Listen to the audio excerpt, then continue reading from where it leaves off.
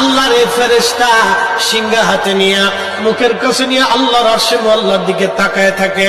একটা সেকেন্ডের জন্য এদিক আর ওদিক করে না। কখন রব হুকুম দিবে সিংহায় ফুৎকার দেওয়ার জন্য, যখন সিংহায় ফুৎকার দিবে, কুরআন বলতেছে ইদাস সামাউ ফাতারাত, আকাশ ভেঙ্গে ভেঙ্গে ভেঙ্গে ভেঙ্গে পড়তে থাকবে। ওয়া ইদাল কাওয়াকিবু তাসারাত, সমগ্র নক্ষত্রগুলি ভেঙ্গে ভেঙ্গে ভেঙ্গে ভেঙ্গে পড়তে থাকবে। ওয়া ইদাল বিহারু ফুজ্জিরাত, সমুদ্রের তলদেশ উদ্দোলিত হয়ে যাবে।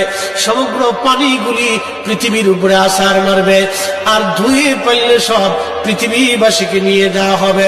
ওয়া ইদাল কুবুরু বুসিরাত, কবরের ভিতরে যাহা আছে সব আমার মালিক আমার রব বের করে দিবে।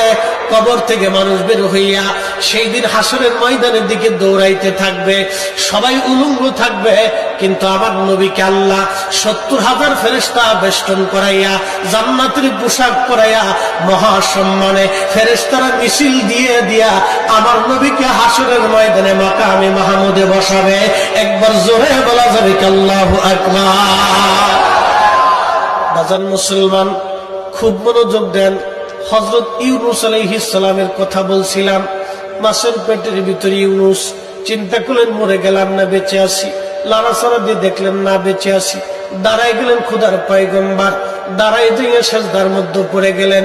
মাছের পেটের মধ্যে সেজদার মধ্যে পড়ে বলতেছে লা ইলাহা ইল্লা আনতা সুবহানাকা।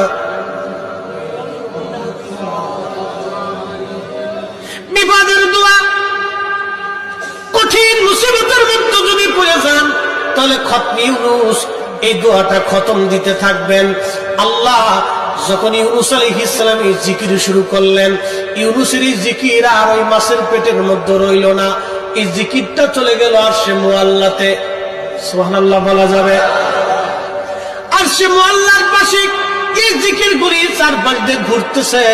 আরশে মুআল্লা ধরে রাখছেন ৪ জন ফেরেশতা কাঁধে করে।